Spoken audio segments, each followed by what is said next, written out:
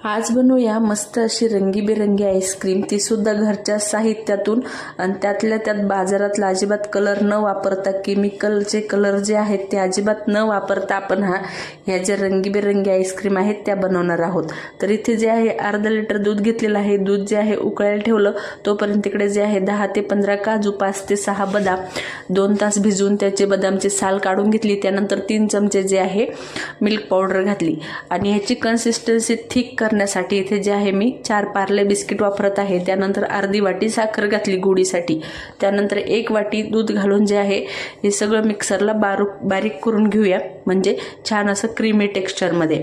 तर हे बघा अशा पद्धतीने जे आहे छान अशी कन्सिस्टन्सी थिक झालेली आहे, घट्ट झालेली आहे आणि आपण जे पार्ले बिस्किट घातलेले आहे त्यामुळे कन्सिस्टन्सी जी आहे लवकर थिक होणार आहे। त्यानंतर यामध्ये थोडंसं दूध घालून जे आहे व्यवस्थित इथेच मिक्स करून घेऊया, कारण आपण उकळत्या दुधामध्ये घातलं तर गाठ होण्याची शक्यता असते, त्यामुळे थोडंसं पातळ करून घेतलं। त्यानंतर सर्व जे आपण काढलेलं मिश्रण होतं ते दुधामध्ये घातलं आणि तुम्ही पाहू शकता लगेचच कन्सिस्टन्सी थिक व्हायला सुरुवात झालेली आहे। खूप जास्त दूध आपल्याला ना शिजवायचंय ना आटवायचंय, काहीच नाही, फक्त 4 पार्ले बिस्किट वापरून जे आहे आपण हे थिकनेस पण आणणार आहोत।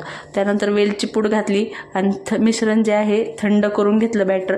त्यानंतर इकडे जे आहे एक मिक्सरचं जार घेतलं। आता इथे जे आहे मी तुम्हाला सांगितलं की केमिकलचे कलर आपण वापरत नाही आहोत, तर पिवळी आईस्क्रीम करण्यासाठी इथे जे आहे मी 10 ते 15 काड्या जे आहेत केसरच्या भिजवून ठेवल्या त्या 1 ते 2 तासासाठी, ते घालून जे आहे मस्त अशी आपली येलो कलरची आईस्क्रीम तयार झाली। त्यानंतर आता ग्रीन कलरची करण्यासाठी इथे जे आहे 10 ते 15 पिस्ते मी भिजवत ठेवलेले होते ते घातले आणि प्रॉपर ग्रीन नाही म्हटलं तरी सुद्धा लाईट ग्रीन कलर जो आहे पिस्त्यामुळे नक्की चालेला आहे।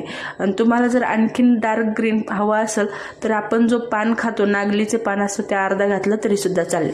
त्यानंतर दुसरं बॅटर घेतलं, त्यामध्ये 1 चमचा कोको पावडर घालून ते सुद्धा करून घेतलं आणि त्यानंतर जे आहे इथे जे आहे थोडंसं बीटरूट घालून जे आहे रेड कलरची आईस्क्रीम करून घेतली। ह्याला जे आहे चहाचे आपले जे यूज अँड थ्रोचे कप असतात त्यामध्ये मी सर्व बॅटर जे आहे आपण जे आईस्क्रीम जे आहे आपण सेट करायला ठेवूया।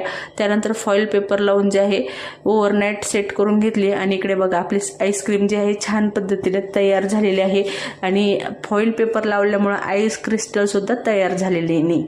आणि ज्यावेळेस मी आईस्क्रीम कट करत आहे ते एकदम इझी पद्धतीने आईस्क्रीम कट होते, कुठे आईस क्रिस्टल दिसत नाही।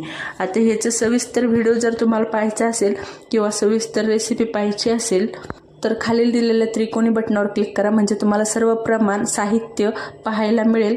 आणि रेसिपी आवडली तर लाईक, शेअर, सबस्क्राईब करायला अजिबात विसरू नका, कारण अशाच नवनवीन सोप्या पद्धतीच्या रेसिपी घरगुती साहित्यात कमी वेळात आणि फास्ट तयार होणाऱ्या। चला तर भेटूया नेक्स्ट रेसिपीमध्ये।